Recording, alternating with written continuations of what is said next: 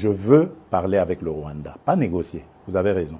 Parler avec le Rwanda pour demander à M. Kagame, criminel de son État, qu'est-ce qu'il a à voir contre mon peuple. La République démocratique du Congo, à l'époque République du Zaïre, avait sauvé le Rwanda d'une plus grande catastrophe qui aurait été si nous n'avions pas ouvert nos frontières à tout ce flot de réfugiés. Malheureusement, il y a eu une certaine cécité internationale qui a permis que parmi les fugitifs, il y ait les criminels génocidaires et qu'ils soient rentrés sur notre sol avec leurs armes. On ne les a pas désarmés. Aujourd'hui, l'enfer est parti du Rwanda et est arrivé chez nous. Et on nous abandonne à notre propre sort. Évidemment, le régime criminel de Kigali en profite parce qu'il découvre que c'est une région très riche en minerais et en produits de tout genre, agricoles et autres. Et il veut en faire maintenant son espace.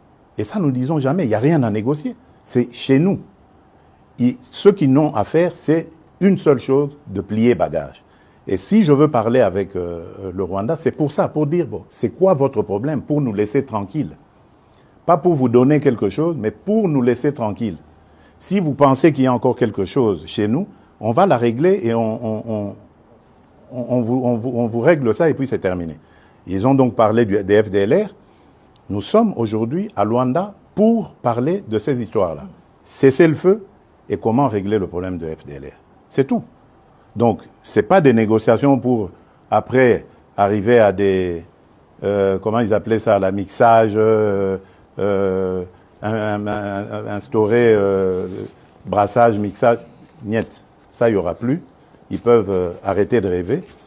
Et d'ailleurs, c'est parce qu'ils le savent que vous avez vu qu'ils ravivent encore ce M23, coquille vide, dans un territoire d'ailleurs qui est sous leur contrôle. Donc vous voyez que c'est de la propagande en fait. Ils veulent faire croire que, d'abord ils font cette comédie, ils font dire au M23 qu'ils ne se sentent pas concernés par Luanda, alors que tout le monde sait que c'est Kigali qui les pilote. Ensuite, ils les ravivent un peu pour dire, vous voyez, nous sommes capables de reprendre les armes. Ok. Nous savons et nous sommes inscrits dans le processus de Luanda. Et d'ailleurs, demain, des pourparlers vont commencer pour justement se pencher sur le plan de cessez-le-feu et de retrait et le plan d'anéantissement des FDLR. Et nous disons, si à côté de ça, le grabuge continue, nous continuerons à tenir pour responsable Kigali. Et pour nous, le provocateur numéro 1, ce sera lui, et les conséquences, ce sera à lui de les assumer.